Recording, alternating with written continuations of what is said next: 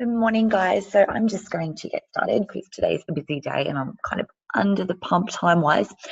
So for those of you that don't know me, my name's Connie. I'm from Integrated Copy and I specialize in words and strategies for the renegades, the rebels, the rule breakers, right? So anybody whose offering is a little different or they themselves are a little different, a little outside the norm, and they need some guidance and some help to actually really showcase that. Okay, so today we're going to talk about Banish the Beige, which is my thing for this year because life's too short for the beige words, and I'm really tired. I jump on websites and I jump on webinars and I jump on all these things and everything is exactly the same and it's all just kind of beige now. Okay, and I really don't want that for you guys. I want you to be able to stand out. I want you to be seen. I want you to be authentic. I want you to show who you really are. And beige is just not going to cut it anymore. Okay. So I was trying to think about how I could explain how we could do this. Okay. So, a lot of girls will sit up, late at night and, do online shopping for clothes and shoes and things like that. And I do it with fruit and veg. Which is really bizarre. So I'll jump onto my fruit market guys and I'll order a whole heap of stuff. And then it rocks up to the door the next day. And I've got this counter full of all this amazing, awesome, fresh food. But then I get stuck on what to do with it because there's a bit of overwhelm, right? And so a lot of the times you just end up if you're like me, you just then go tap on menu log or Uber Eats or something like that, just because it's just easier because you just kind of get a bit stuck about where to start, right? The problem is that your creativity is getting stuck in the mundane and the routine of it, okay? So why we do this is we don't necessarily have a recipe to follow. Because we don't have a formula or a recipe to follow, we get stuck.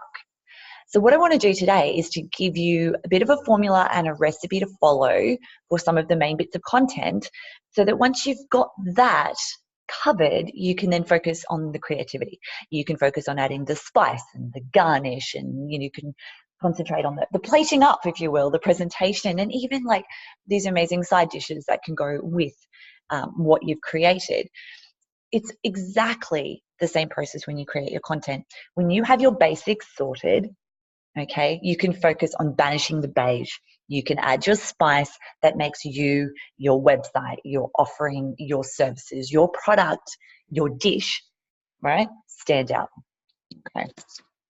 So I'm going to have a quick chat through some of the formulas that I use and that I follow that gets rid of and deals with the routine of everything. So it's like my little, checklist, check, got that. So then I can focus on adding the special bits, okay?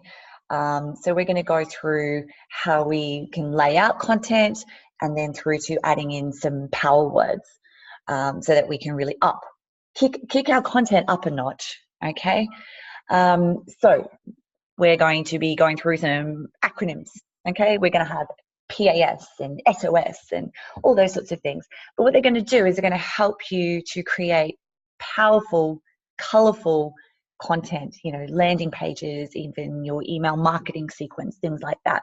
So I hope you've got your coffee. I've got mine. You need a pen and a paper or get your fingers ready to type, make some notes.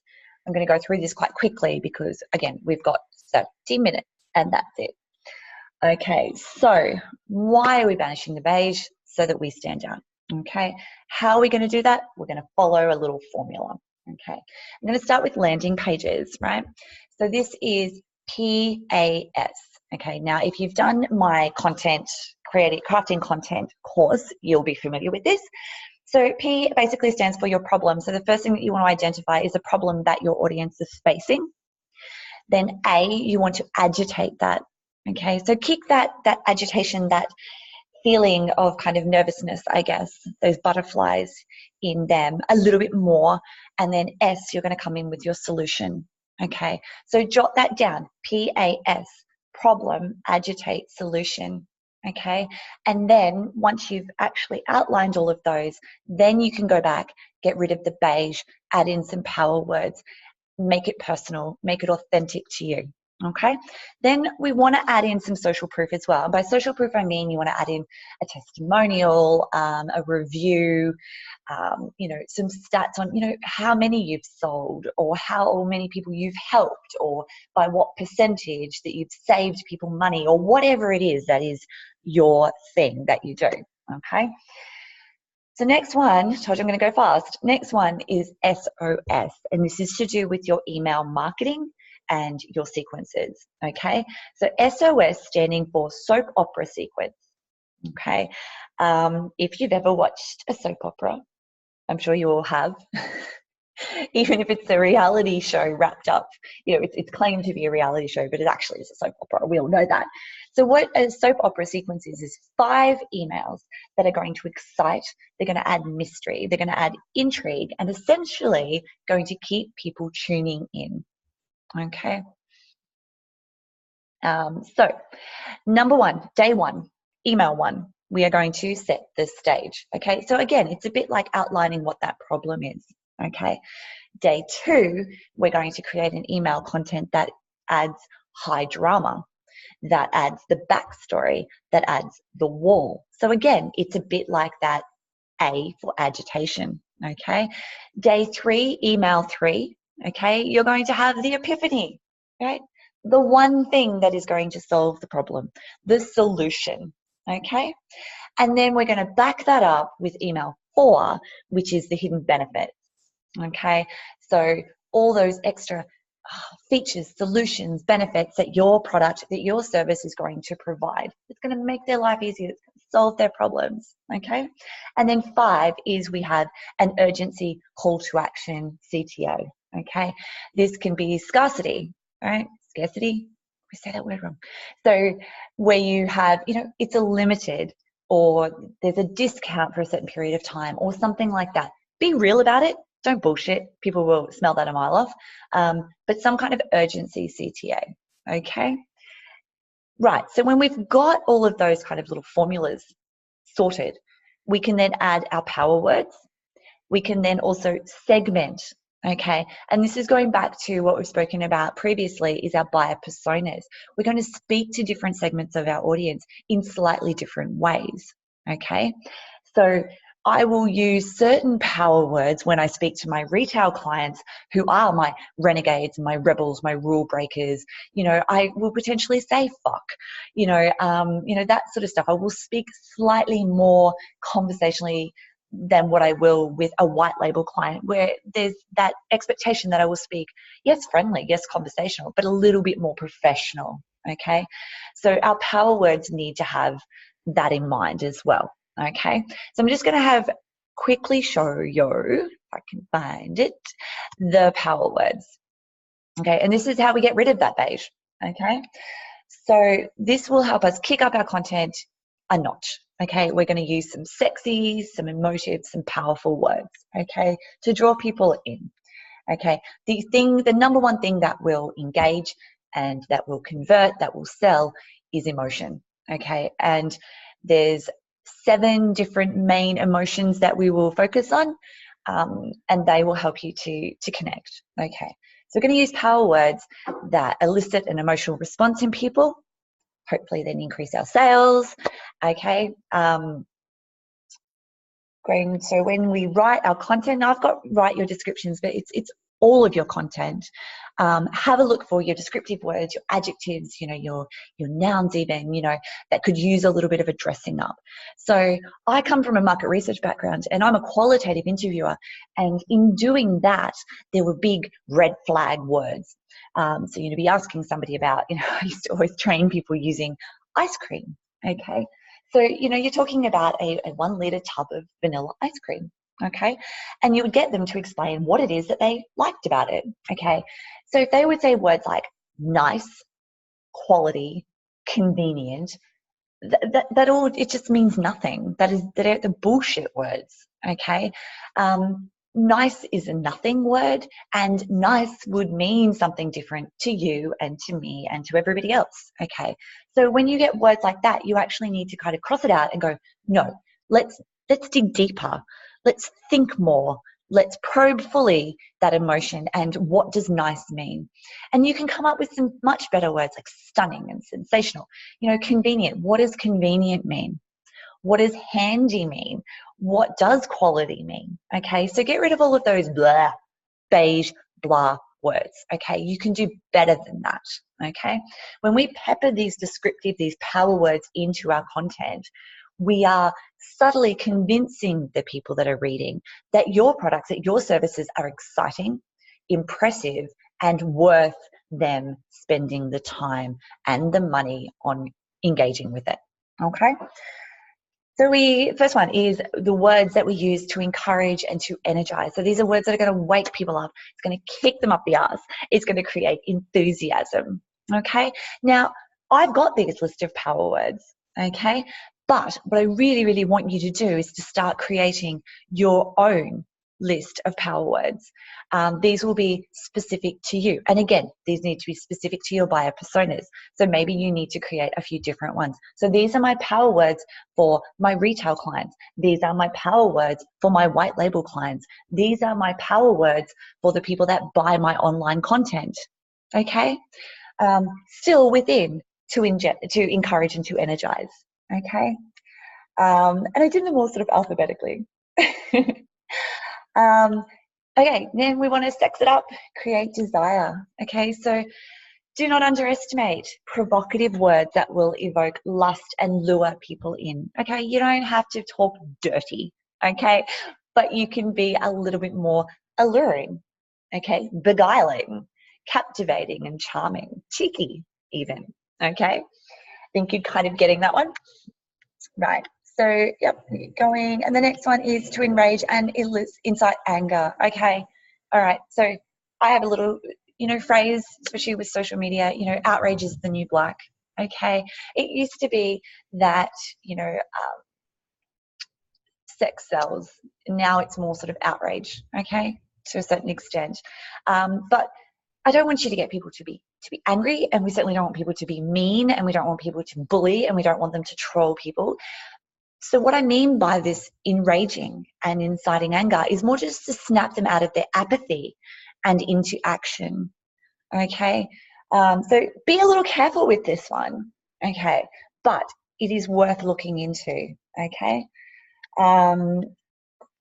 There, and then temptation. I could probably have done these on the 7 deadly sins, right? Okay. So leading them into temptation. So we're going to intrigue them with the mysterious and the forbidden. Okay. And again, things like, covert and, confidential, forbidden, things like that. Just seeing a typo in my thing. So I'm just going to scroll quickly past that. Okay. Okay. And again, yep, to feed the greed. Okay. So engage the human interest in money to make it or to save it. Okay. We all know that money talks. Okay. You may not necessarily agree with that. You may, think that that's not something that, you want to appeal to. But at the end of the day, unless you have a massive trust fund and you're in business as a hobby or just for something to do, we all have to make sales. We all need to make conversions. So we do need to tap into that kind of greed. And again, it's to make it or to save it. Okay, so things like ambition and attraction, hunger, all those kinds of power words that we can put in there. Okay, and then to provide comfort and security. Okay, so you want people that are reading your content, you want them to feel safe and to build confidence and trust. Okay, and this is again goes back to the solution. Okay, the epiphany, if you get this, it's going to solve your problem and you're going to be okay. And part of that making them feel safe and secure is that they know that they can depend on you and they can trust you. But if something happens, they can get out of it. Do you know what I mean? So things like cancel anytime. Okay, you see that a lot. Certified, guaranteed. There's lots of reasons that we put things in there, like, 30-day money back guarantee, or, if you don't get such and such, results, you'll get your money back. You know, you can cancel it at any time, you know, all of those sorts of things, okay? It's to provide that comfort and to provide that security, okay? Fear. Okay, so the most powerful way to grab people's attention and to keep their attention is fear. And again, this comes back to identifying and putting it out in your content, the problem that people are facing, and then obviously to that agitation. So again, that setting the scene, that high drama, that backstory, that wall that they're coming up against, that barrier, okay? And again, your power words will depend on your target audience and what will best suit them.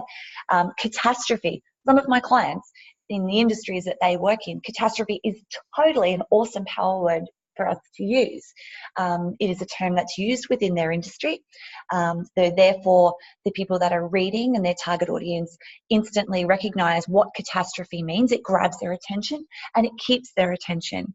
Whereas other clients that I work with, perhaps, you know, people working in the birth space, catastrophe is probably not a good word to use, right? They wouldn't also use, you know, words like apocalypse or Armageddon or danger, okay? But you might use other words, okay? You know, things that are still powerful but slightly less fearful. Do you know what I mean? So mistakes and, you know, invasion, nervousness, you know, painful as opposed to dangerous. I hope that makes sense. Okay, so okay, that's the power word. So like I said, this is to give you an idea. It's to get you started, okay? You can create your own power words. I really would suggest that you do that. And if you have a few different businesses, I know that a few of you are running different businesses, create different buyer personas, create different tone of voice, create different power word lists for each of those different businesses, for each of your different buyer personas. Might sound like a lot of work, but once you've got it down, it's going to make creating your content and getting rid of beige so much easier. I don't want to jump onto your website, we use the website as an example, and go, ugh, it's the same as XYZ. I want to see yours and I want it to see it different. I want it to jump out at me. And you will start to see people connecting with it. Okay. I had a phone call, got a contact form filled out through my website the other day, and I spoke to the client. And he was saying my words from my website back to me in that initial conversation.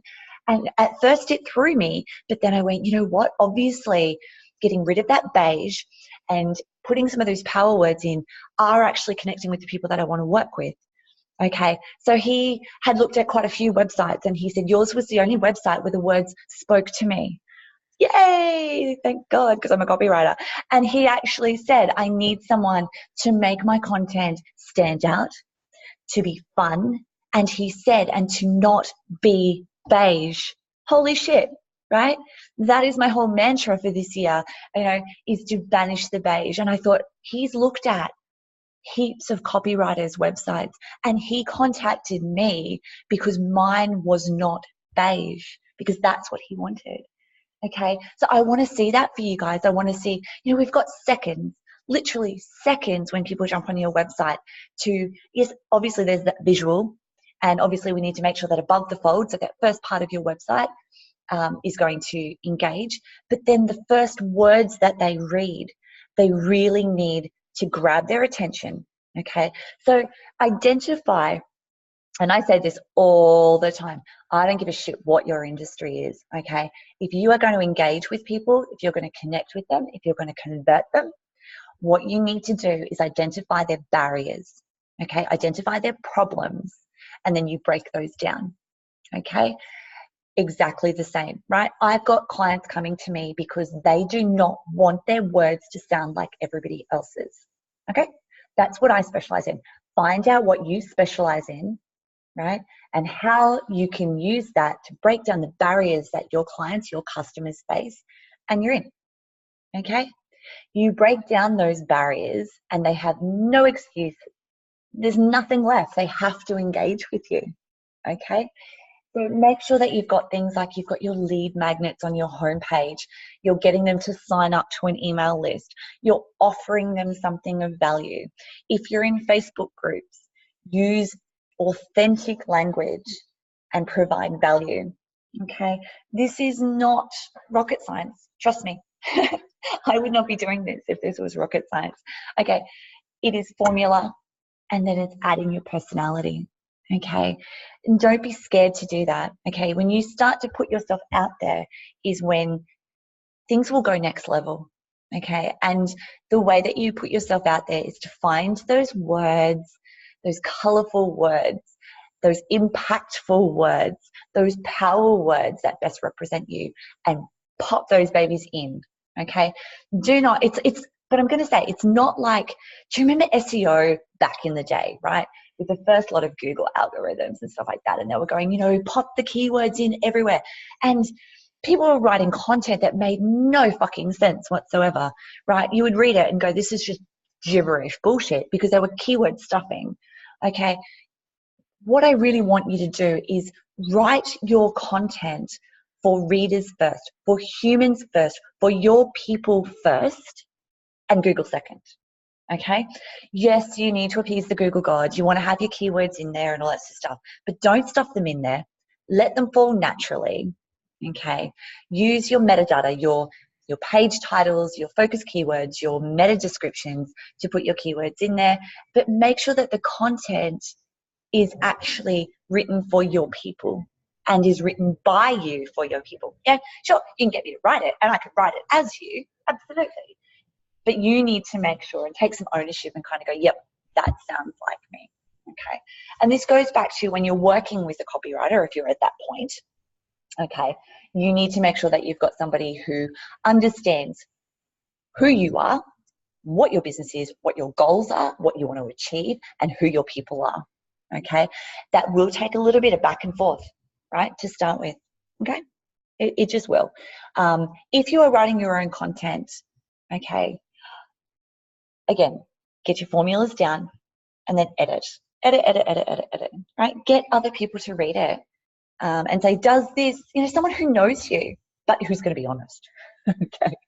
Get someone to read it and go, that doesn't sound like you, that you're pushing it, that's ridiculous, that's great, okay? Get someone to be honest and read through it, okay? Don't be afraid to do a first. I am a huge advocate of a first bucket draft, okay? We are not going for perfection here. We are going for progress, okay? We are going on getting it out into the world, okay? Get your first bucket draft written, get it done, get someone to read it, or you put it in a drawer, go play with your kids, go out for dinner, go for a walk, go to the gym, whatever it is, sleep, have a nap, leave it overnight, come back, pull it out of the drawer, open up the file, whatever it is, however you've done it, and then go through and go, that's a crap beige word. I can do better than that. Okay. I've just set up some coaching packages. Not sure that coaching word I like. Might have to think about that. Hey, but anyway, essentially what it is, if you are comfortable creating your content yourself, but you need a bit of help. Okay, so you might need someone to do this kind of little bit of editing to help you take your, you know, your content to the next level, or you need someone to proofread it to make sure that, you know, it's grammatically correct and there's no awful typos and things like that. If you want someone that you can bounce ideas off in order to make sure that the content you're creating is fit for purpose, is providing value, is going to help you reach your business goals. There is no point churning out content over and over and over again if it's not connecting and if it doesn't have an end goal. Okay, you've got to have an end game. Okay, coaching packages, it's on my website. Yes, it's on my website. You can find that. You can sign up for that. Also, I've got courses now, online courses, mini courses, because we were all really busy. So there's the crafting content course, there's the buyer persona course, there's the tone of voice course, e-course. I'm actually going to bundle them up for a little while. So for one price, you can get all three of those. If you are at a point where you need to outsource your content or you're really stuck, you're really stuck time-wise or creativity-wise or whatever to get your website or your lead magnet done or whatever it is, give me a yell, okay? I'm not in a position where I can work with everybody, okay? This is not an urgency CTA. This is just I'm pretty flat out, okay? But if you're really, really stuck, give me a yell.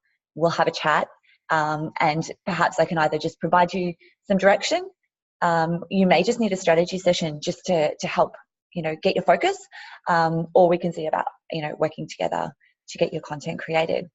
So jump on the website. From the website, you can find where to buy the courses and sign up for the coaching and yada, yada, yada. You can contact me via, I don't know, what have we got? Instagram, email, via the website or Facebook. So look at that. I'm actually running on time. So thanks, guys. I will throw up the recording of this. If you've missed it, if you've jumped in late or something like that, you can catch up. If you've got any questions, please let me know. If you want the power words, this little PDF that I've got here to get you started, that's my lead magnet, right? So all you can do is jump onto my website and sign up for my email list, and this will get sent out to you straight away. So you can have a look through, you can read all the juicy, sexy words, and figure out what will work best for you. Again, this is just a springboard. This is just a platform for you to launch from to discover your own words. Feel free to, it's really colorful, but feel free to go through and, kind of cross ones out and go, that doesn't work for my people, or circle ones that do, write, scribble all over it, go for it. And so that is me for this Banish the Beige. I hope that was helpful. So yeah, use your formulas, get that sorted first, and then go back and banish the beige, add in all the colors of the rainbow, get a bit wild, make sure that your words are resonating with your people. I will catch you next time. Thanks, guys.